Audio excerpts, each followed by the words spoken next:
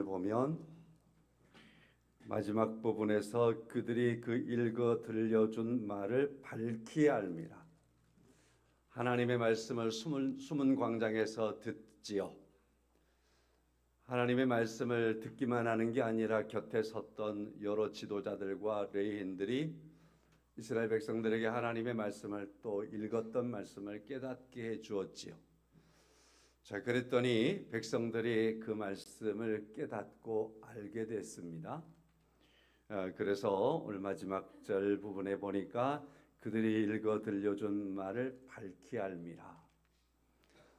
저에게도 소망이 하나 있다면 성경 말씀을 읽고 다 알았으면 좋겠습니다. 우리 성도님들께서 성경을 읽고 살지요? 읽는 성경의 말씀을 다 깨닫는 은혜가 있기를 축원합니다. 하나님께서 여러분과 저에게 귀한 성경 말씀을 읽고 많은 시간을 들였는데 또 그 말씀을 깨닫게 하는 은혜까지 더해 주시기를 소망합니다. 하나님은 지혜의 하나님이시니 하나님께서 우리에게 지혜로 역사하시면 우리가 읽은 말씀들을 깨달을 수 있습니다. 물론 신학자들이나 이런 사람들이 깨닫는 그 전문적인 학문적인 깨달음은 아닐지 몰라도 하나님께서 우리에게 주신 가장 중요한 것, 성경 말씀을 통해서 하나님을 알고 하나님의 뜻을 깨닫고 우리의 삶들을 새롭게 하고 여러분과 제가 예수 그리스도를 알게 되고 믿게 되고 예수 그리스도를 나의 구주로 고백하게 되고 그래서 예수 그리스도 안에서 구원 안에서는 여러분과 제가 되게 하는 것은 하나님의 말씀을 통해서 이루어가는 하나님의 역사입니다. 그래서 하나님의 말씀을 읽어가는 여러분과 저에게 하나님께서 주시는 깨달음이 있기를 소망합니다.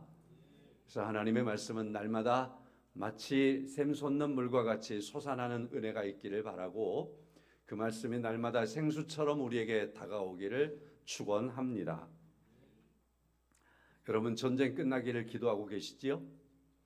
끝났으면 좋겠습니다. 자, 지금 이란의 전쟁이 일어났지요? 이란.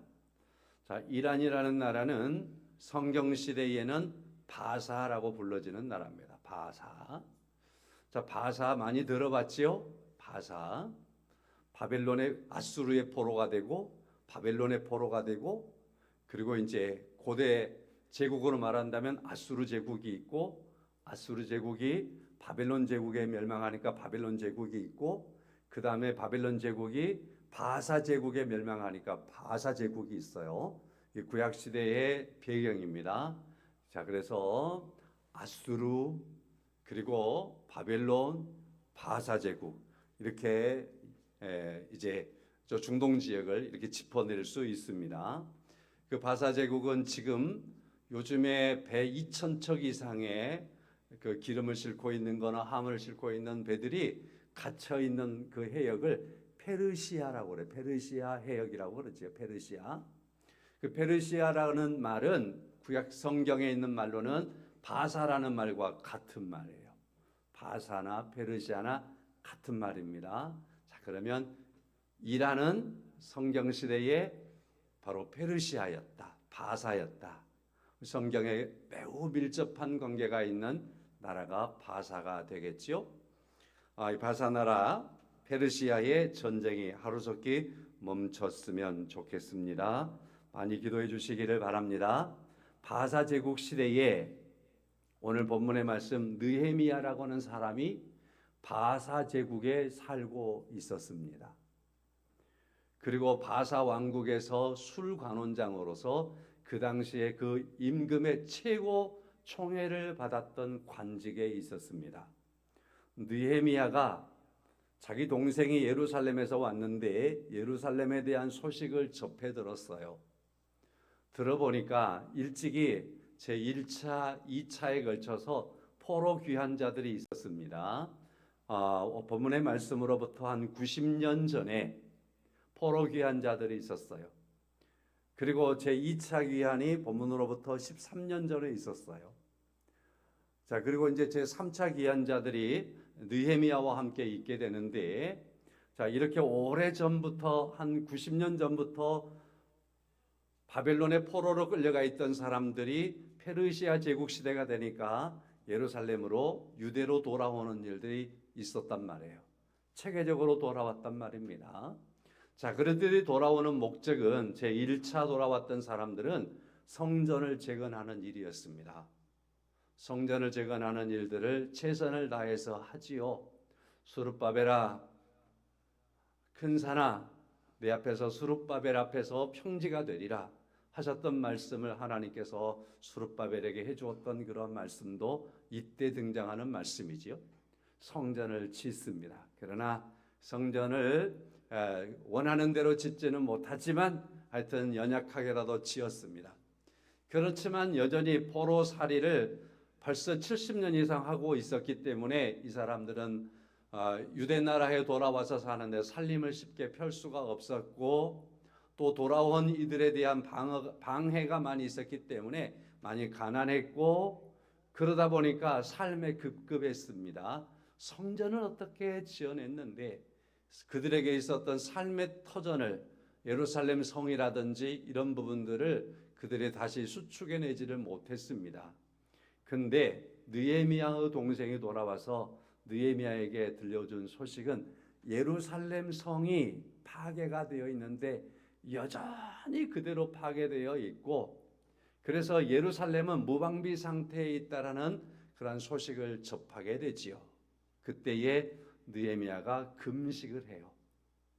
금식을 하고서 마음에 큰 다짐을 하지요. 내가 결코 예루살렘에 돌아가서 예루살렘 성을 다시 지어내리라, 다시 증축해내리라, 재건하리라 하는 마음을 먹고 하나님 앞에 금식하며 기도하고, 우리의 잘못으로 이런 일들이 벌어졌는데 하나님 용서하셔서 다시 예루살렘 성, 하나님의 성을 지어낼 수 있도록 도우시기를 소망합니다.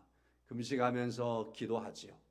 그러다가 왕 앞에 나갔어요. 관직에 있으니까. 근데 왕이 보더니 느헤미야, 왜 얼굴이 그렇게 수축한가? 라고 묻지요. 그럴 때 기회를 봐서 느헤미야가 말합니다. 제게 소원이 있습니다. 우리 모국 예루살렘에 지금 성이 파괴됐는데 그 성을 미리 돌아갔던 사람들이 재건하지 못했습니다. 여전히 지금 그 소중한 성이 지금 망가져 있습니다. 그러니 저에게 돌아가서, 사람들 데리고 돌아가서 다시 재건할 수 있도록 해주십시오라고 해서 허락을 맡아 돌아왔던 사람이 느헤미야지요. 그래서 느헤미야서는 제3차 포로 귀환 자들에 대한 이야기와, 그리고 예루살렘에 돌아와서 예루살렘 성을 52일 동안에 다시 재건했던 것과, 오늘 8장 말씀부터 이 일들이 끝나니까 우리가 다시 하나님 앞에서 잘 살아보자, 하나님 앞에서 우리가 잘 살아보자, 그러기 위해서 가장 중요한 것은 우리는 하나님의 백성이니 하나님의 말씀으로 돌아가자. 그래서 하나님의 말씀을 듣고 하나님의 말씀을 깨닫고 하나님의 말씀대로 우리의 삶을 고쳐보자. 이 운동이 일어나고 그 삶들을 새롭게 하는 과정들이 느헤미야 8장부터 있습니다. 오늘 본문의 말씀은 그래서 제3차 포로 귀환 자들이 예루살렘 성을 재건한 다음에 그들의 삶을 하나님의 말씀으로 새롭게 바꾸기 위해서, 그들이 지금 수십 년 동안, 한 100여 년 동안 포로 생활을 하고 돌아왔기 때문에 하나님의 말씀은 전설이란 말이에요. 그런데 구체적으로 자신들의 삶 속에서 붙잡아야 되잖아요. 그러기 위해서는 모세오경을 가져다가 읽어야죠. 숨은 광장 앞에 모여서 모세오경을 읽습니다. 그리고 그 말씀을 깨닫는 거죠. 스스로 깨닫기가 어렵습니다. 가르치는 사람들이 와서 곁에 와서 이 말씀은 이런 말씀이고 이런 말씀은 이런 말씀이다 하면서 한 가지 두 가지 짚어주며 가르쳐줍니다. 그랬더니 그들이 깨닫게 되었습니다. 그래서 오늘 저는 설교가 이들이 이렇게 하나님의 말씀을 듣고 깨닫게 되었을 때에 그때 이들에게 어떠한 복이 임하였는가 하는 것들을 말씀을 드리는 것이 오늘 설교회 말씀이 되겠습니다. 자, 그 세 가지 말씀을 드리겠는데 그 이전에 이런 말씀들로 좀 접해 보겠습니다. 1절, 2절, 3절 말씀 보니까 학사 에스라에게 율법 말씀을 가지고 오라니까 가져왔어요.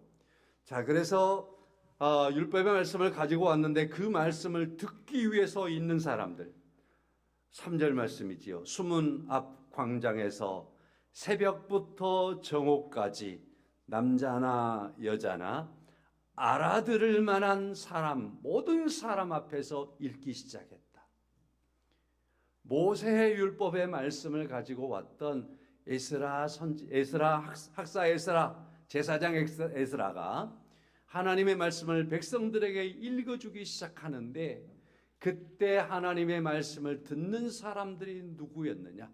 남자나 여자나 알아들을 만한 사람들은 다 남녀노소를 막론하고 알아들을 만한 사람들은 전부 다 그 말씀을 듣기 위해서 새벽부터 정오까지 자리를 떠나지 않고 그 말씀을 듣고 있다라는 겁니다. 준비하고 있다라는 거죠.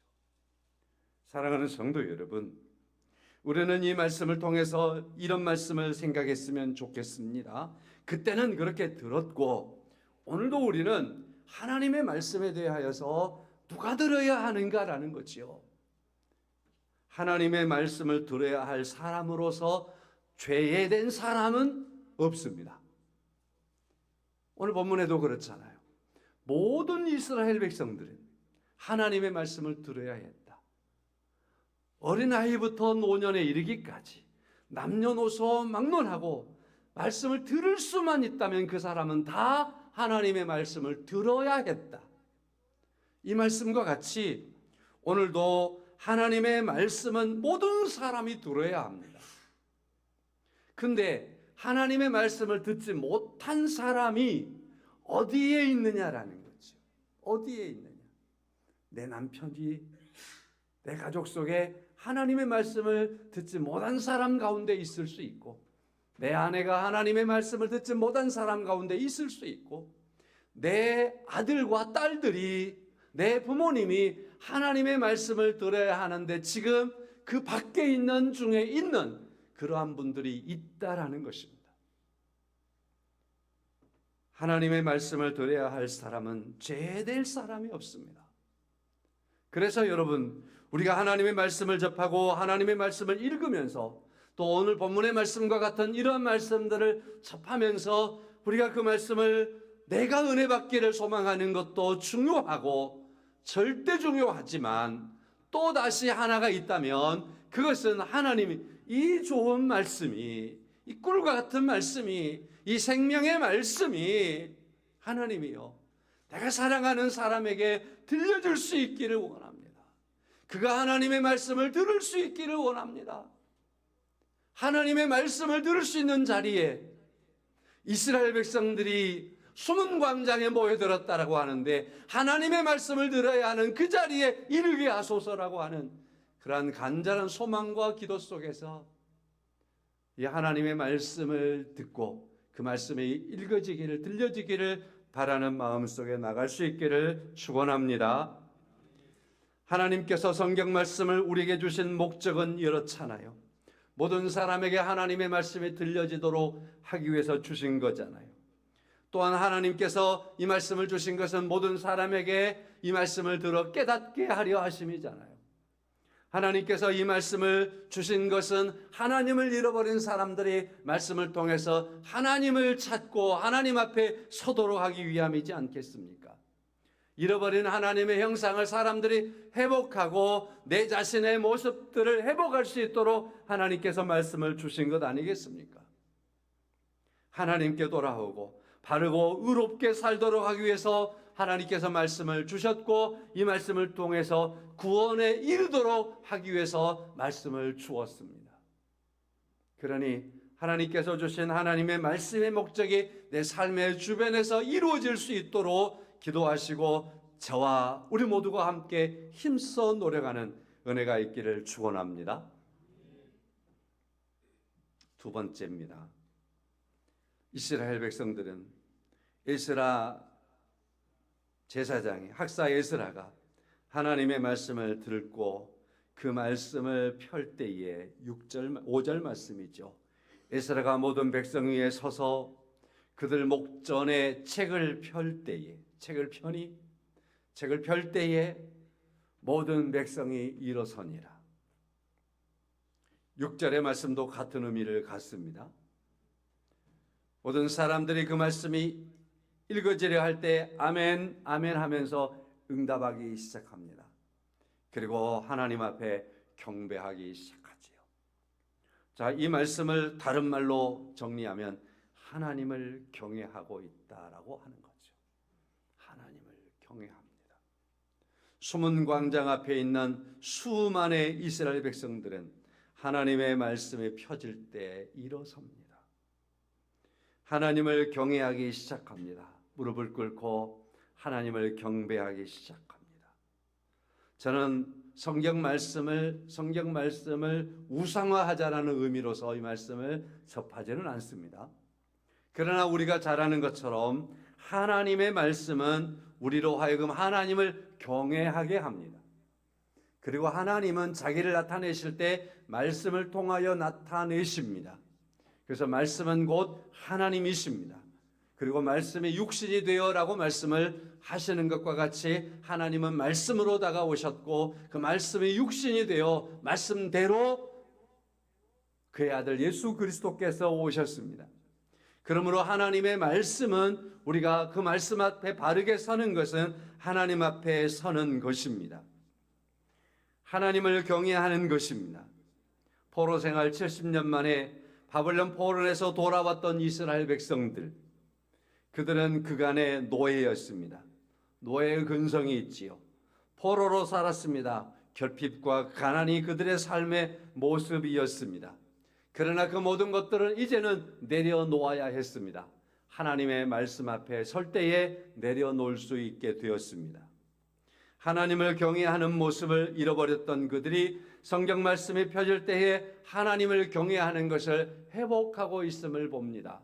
성도 여러분, 하나님의 말씀을 인하여 저와 여러분이 함께 하나님을 참되게 경외하는 우리의 모습이 주 안에서 회복되어지기를 소망합니다. 오늘 이 시대에는 경외함에 대해서 상처가 너무 많지 않습니까? 그렇지 않아요? 남편이 아내를 경외하지 않는 시대가 되었고, 아내가 남편을 경외하지 않는 시대가 되었고, 자식이 부모를 경외하지 않는 시대가 되었고, 그 다음에 제자가 스승을 경외하지 않는 시대가 되었고, 그리고 나라의 지도자를 경외하지 않는 시대가 되었고, 그러다 보니까 땅에서 있는 모든 권위가 무너졌으니 하나님에 대한 경외함도 무너져버린 시대가 된 것이 사실이지 않습니까? 이게 오늘 이 시대입니다. 사람들은 이 시대 가치관이니까 그대로 가자라고 할지 모르겠지만, 그러나 성경은 절대 진리로서 우리에게 늘 주장하고 있습니다. 선포되어지고 있습니다. 그것은 곧 우리는 여호와 하나님을 경외하면서 떠나면 안 됩니다. 하나님을 경외하면서 절대로 떠나면 안 됩니다. 이스라엘 백성들 가나안에서 돌아왔습니다. 포로에서 돌아왔습니다.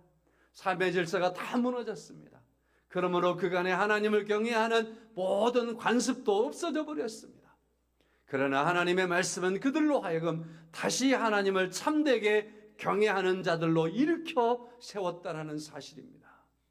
여러분과 제가 이 하나님의 말씀을 읽어가는 삶 속에서 참되게 하나님을 경외하는 그러한 믿음과 우리의 삶이 회복되는 은혜가 있기를 축원합니다. 하나님께서 반드시 여러분과 저를 그렇게 일깨워 주실 줄로 믿습니다. 교회가 교회답지 못할 때는요, 하나님의 말씀에서 멀어졌을 때였다는 사실입니다. 그래서 몇 사람들이 성경을 읽기 시작했어요. 깊이 읽기 시작했어요. 그러면서 깨달았어요. 이 교회가 무너진 것은, 이 시대가 무너진 것은, 죄악된 사실이 편만하게 된 것은 하나님의 말씀으로부터 멀어졌기 때문이다. 그래서 종교개혁자들이 외치기 시작했어요. 성경으로 돌아가자. 하나님의 말씀으로 돌아가자. 기본으로 돌아가는 건 하나님의 말씀으로 돌아가는 겁니다. 우리의 삶의 가장 기본으로 돌아가는 것, 하나님의 말씀으로 돌아가는 겁니다.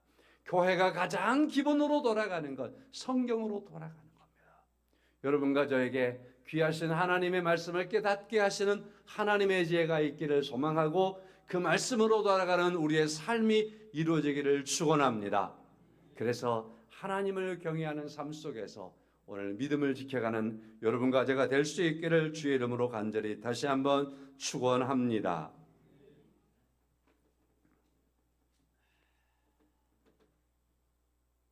그러면 오늘 제목의 말씀으로 접근하겠습니다. 제목이 말씀을 깨달을 때입니다. 10절 이하의 말씀을 통해서 정리하도록 하겠습니다. 먼저 10절 말씀이죠. 하반절에 여호와로 인하여 기뻐하는 것이 너희의 힘이니라. 하나님의 말씀을 깨닫는 백성들에게 느헤미야가 선포해 그들에게 말해줍니다. 여러분, 하나님의 말씀을 우리가 지금 들었습니다. 하나님의 말씀을 우리가 깨달았습니다. 그러므로 우리가 붙잡아야 됩니다. 하나님의 말씀을 깨달은 사람들에게 힘은 여호와 하나님인 겁니다. 첫째, 그래서 하나님이 나의 힘이 되심을 알게 되는 겁니다. 하나님의 말씀을 깨달을 때 나의 힘은 여호와이시다. 이 고백을 가장 즐겨했던 사람이 다윗이죠. 다윗. 나의 힘이 되신 여호와여, 내가 주를 사랑하나이다. 그는 하나님을 사랑하며 하나님은 나의 힘이 되신 여호와이십니다. 다윗이 그때 무슨 힘이 있어요? 그렇잖아요. 그러나 그는 말합니다. 내가 사랑하는 하나님 여호와여, 여호와 하나님은 나의 힘이십니다라고 고백합니다. 골리앗 앞에 서는 힘이 그렇게 주어지는 겁니다. 사울에게 그렇게 쫓겨가던 다윗의 삶 속에서 오직 여호와만이 그의 힘이었기 때문에 그는 도망자의 삶을 살면서도요, 하나님의 힘 되심 안에서 그는 늘 다시 설 수 있었습니다. 힘이라는 말은요, 성경에 무슨 말이냐면요, 단단하다, 강하게 하다, 그런 의미도 있고요. 이 힘이라는 말이 사용될 때는요, 견고한 성, 산성, 피난처, 이런 의미 속에서 힘이라는 이 말이 함께 사용됩니다.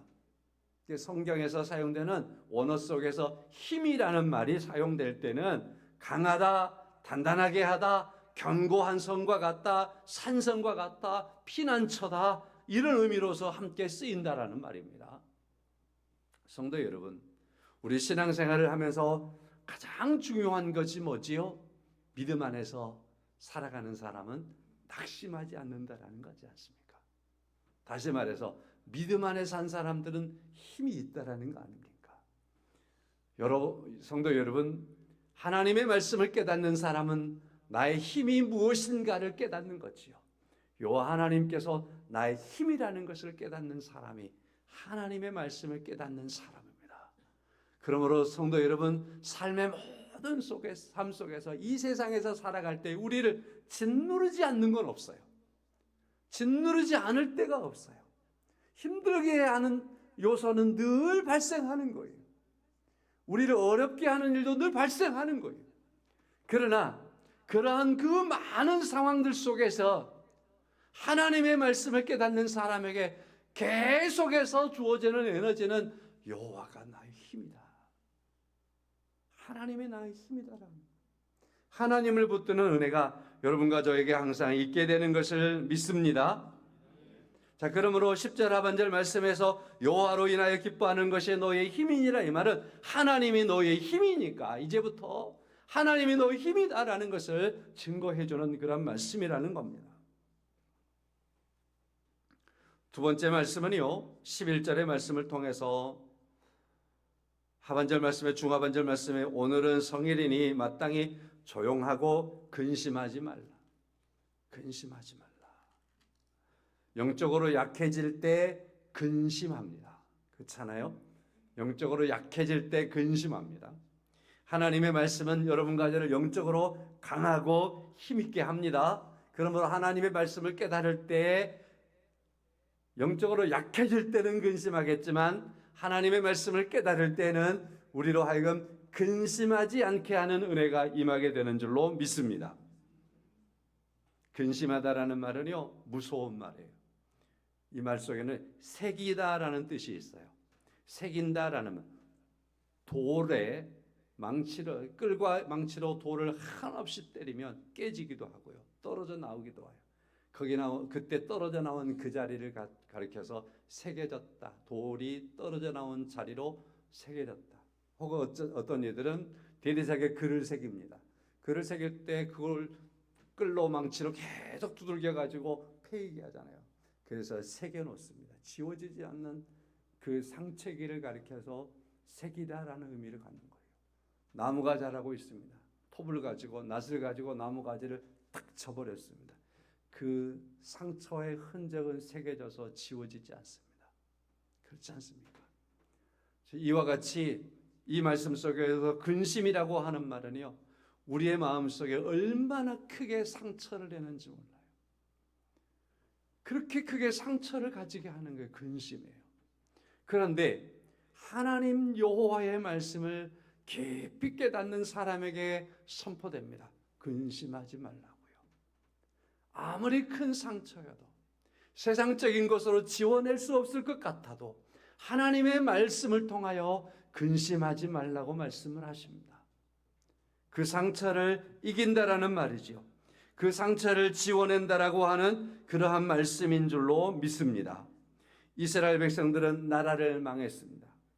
포로가 되었습니다. 그들의 상처가 얼마나 크겠습니까? 그런데 그들에게 말합니다. 근심하지 말라고요. 자, 오늘 본문의 말씀은 언제냐라는 게 중요하지요. 1절의 말씀에 보면 일곱째 달에 그랬습니다. 2절의 말씀에 일곱째 달 초하루에 그랬습니다. 의미가 있는 날이에요.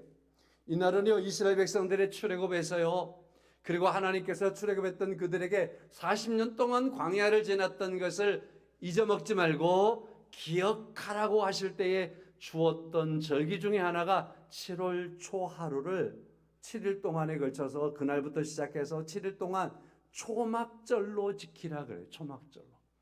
광야를 지나면서 텐트를 치고 살고 나무 잎을 가지고 집을 짓고 임시로 살다가 또 이사 가고 했던 바로 그것, 나그네로 살았던 그 과정들을 잊지 말라는 거예요. 그런데요, 초막절이 주어지기까지는 이스라엘 백성들의 그 이전의 역사가 뭐지요? 애굽에서 무려 470, 80년 동안 포로가 되어서 노예로 살았던 시대가 있는 거예요. 노예로 400년 이상 굳어져 버린 이스라엘 백성들은 그대로 놔두면 그들의 문명은 노예로 끝나는 거예요. 그런데 하나님께서 그들에게 간여함으로 말미암아서 애굽의 노예 생활이었던 이 백성들을 꺼내와 가지고 하나님께서 내 백성이라 하며 하나님의 백성 삼으시고 나는 너희들을 통해 즐거워한다 하시고 즐거워하신 하나님께서 내가 너희를 구원했고 내가 너희들에게 약속의 땅 가나안으로 이끌어갈 때 이 과정을 지냈다라는 사실을 잊지 말아라. 잊지 말아라. 그러시면서 그들로 하여금 노예의 생활, 480년 동안의 애굽의 생활을 다 지워버리게 하는, 그 상처를 말끔하게 지워버리게 했던 바로 그 초막절을 이스라엘 백성들에게 지키라고 했던 거죠. 그런데 오늘 본문의 말씀이 그 초막절이에요. 초막절. 그날에 하나님의 말씀을 읽는 겁니다. 그러면서 그들에게 깨닫게 하는 겁니다. 아, 오늘이 초막절이지. 깨닫게 하는 겁니다. 그리고 9절 말씀부터 그 초막절을, 13절 말씀부터 초막절을 지키는 겁니다. 광야에서 나올 때 가졌던 그 초막절, 그 초막절을 통해서 노예의 모든 근성도 잊어버리고 상처도 잊어버리고 그거 다 잊어버리게 하셨던 하나님의 은혜를 좇아서 또 포로로 잡혀가서 70년 만에 돌아왔던 이스라엘 백성들에게 이제는 근심하지 말라. 하나님의 말씀으로 너희들을 치료했노라 하시는 말씀을 하시는 거예요. 사랑하는 성도 여러분, 이것은 또 하나의 이스라엘 백성들의 은혜의 시작인 거죠. 모든 상처를 덮고 지워버리고 하나님과 함께 살아가는 이스라엘 백성들의 복된 삶의 이와 같이 시작되는 것을 말씀하고 있는 거지요.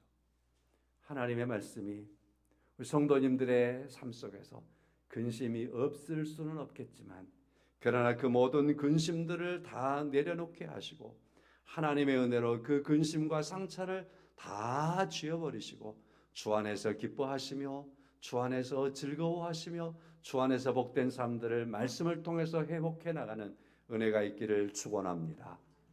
하나님의 말씀이 우리를 상처로부터 지우시고 은혜로 인도하실 줄로 믿습니다. 세 번째 말씀은요, 12절의 말씀이요, 즐거워하는 삶이죠. 즐거워, 이제 즐거워해라. 울지 말고 즐거워해라. 서로 사랑을 나누며 즐거워해라. 말씀을 나누며 즐거워하라고 하시는 그런 말씀을 하시고 있습니다. 성도에게 주어진 합당한 것은 하나님의 은혜에 즐거워하는 것 아닙니까? 하나님의 은혜 안에 즐거워하는 은혜가 있기를 축원합니다.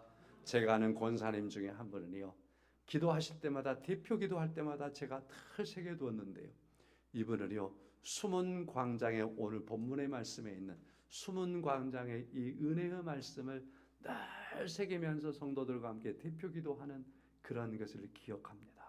세월이 많이 지났는데도 그분은 늘 기도할 때마다 그렇게 기도하시더라고요. 성도 여러분, 우리 성도님들께서도 오늘 숨은 광장의 은혜를 기억하시면서 이 숨은 광장에서 하나님은 말씀하십니다. 하나님께서 말씀하십니다. 근심하지 말라. 염려하지 말라. 상처에 매몰되지 말라. 그리고 하나님이 힘인 것을 믿고 예수 안에서 힘있게 살아가라. 하나님께서 주시는 그 즐거움과 복된 삶들을 살라 하시는 그 말씀 붙잡고 말씀 안에서 이 모든 것을 회복하여 은혜의 삶 속에 있기를 축원합니다. 찬송하겠습니다. 288장이지요.